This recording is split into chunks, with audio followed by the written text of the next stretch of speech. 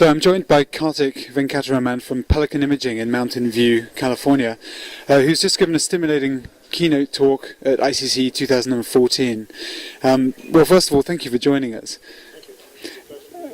And secondly, I have a few questions, if you'd be willing just to spend a few moments of your time. So first of all, you explained at the start of your talk that there is some kind of fundamental limitation on pixel size below which we don't see any benefits and some problems arise. These are fundamental. Could you explain a bit about that? Sure. If you look at the pixel sizes that are available today, they're down to about 1.4 microns, and people have 0.9 microns working in the lab. In terms of nanometers, that's a pixel that's about 900 nanometers wide. Now, the wavelength of visible light, the maximum wavelength is actually 700 nanometers. So the wavelength of light is getting awfully close to the size of the pixel itself, and if the pixel shrinks any further, it's going to be difficult to get the light to where it needs to go. The tunnel is very narrow, and that's really a fundamental problem. It's a physics problem. So diffraction effects set in, and you're not going to be able to sample light with the level of efficiency that you really need when you shrink the pixels down any further than that. So some of the gains we'll see in cameras in the future will rely on other techniques, not just shrinking pixel sizes. And you explained that your company, Pelican Imaging, has actually developed a special camera which is not just one camera and one focusing element, but actually 16. Why 16? That's a good question. Fundamentally, the array approach that we have scales to any number of cameras in the array. There's really no one size. It's really determined by what the customer wants, depending on the resolution that they want to get, the kind of features that they want to have. That tells you how many cameras you need in the array. And so you could scale it up to a 5x5 or a 3x3 or a 1x9. All of these are possible, and they all have different output resolutions they're capable of. Now, you explained that each one of these cameras of the multiple camera array actually has a lower resolution than a typical camera sensor. So how can you achieve a high resolution image? So it's true that they have a lower resolution than a corresponding conventional camera, which has a larger lens. But what you also have is that signals that are above a certain frequency that are captured by the conventional camera with a bigger lens end up being aliased in the smaller camera, and this aliased part of the spectra actually has a lot of information. Now, the fact that the different cameras in the array alias differently allow you to combine those different alias spectra and reconstruct the right frequency signal and recover the resolution that is kind of buried in the alias part of the spectrum. That's really how you do it. You also said that you are using light outside the visible spectrum to enhance the quality of the image in certain conditions. What are those conditions, and how are these benefits achieved?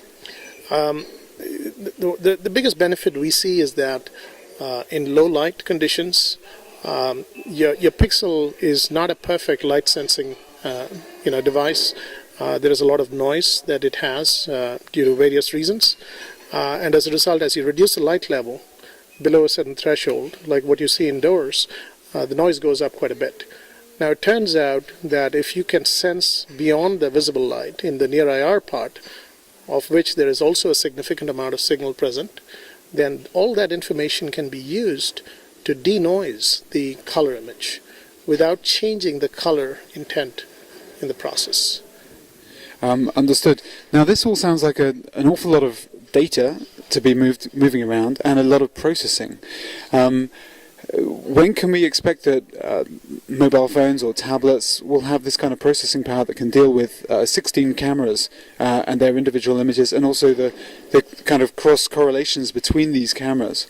Yeah, the cross correlations or the depth computations are the ones that are the most compute intensive part of the pipeline.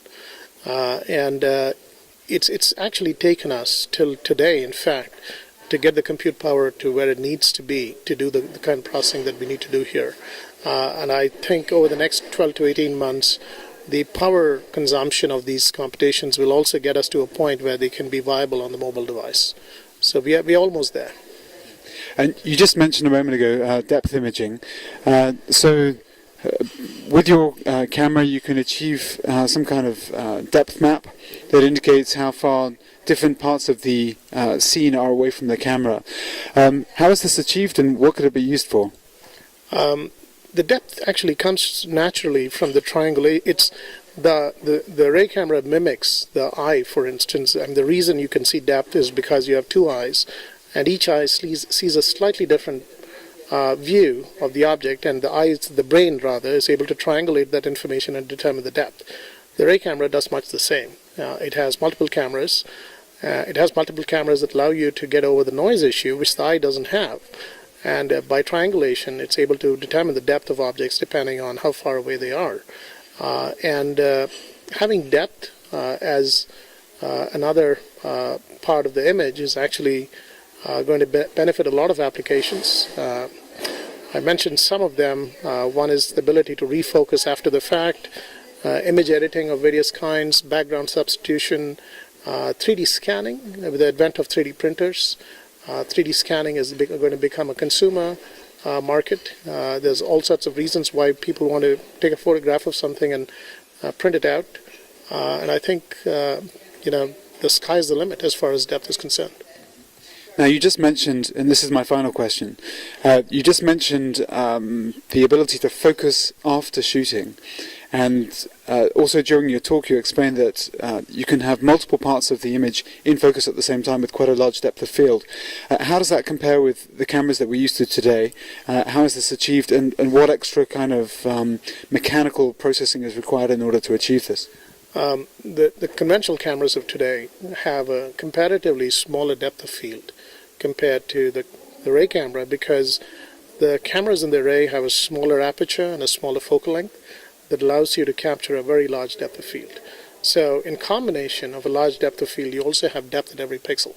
So now I can determine, after I capture it, where I want the focus to be, and I can defocus different depth layers by using a Gaussian defocus so that I achieve the effect, the artistic effect that I wish to achieve. In a conventional camera, that focus has to be done before you take the picture. So there is actually a mechanical actuator that is moving the lens back and forth. And we've all been used to this phenomena where we take a picture and we find that the focus is not quite where we want it. And because the autofocus mechanism takes a certain amount of time to converge, you don't have that problem anymore. And that's a big advantage. Well, thank you very much for a stimulating talk and for joining us for a few minutes after the keynote. Thank you. It was a pleasure to be here.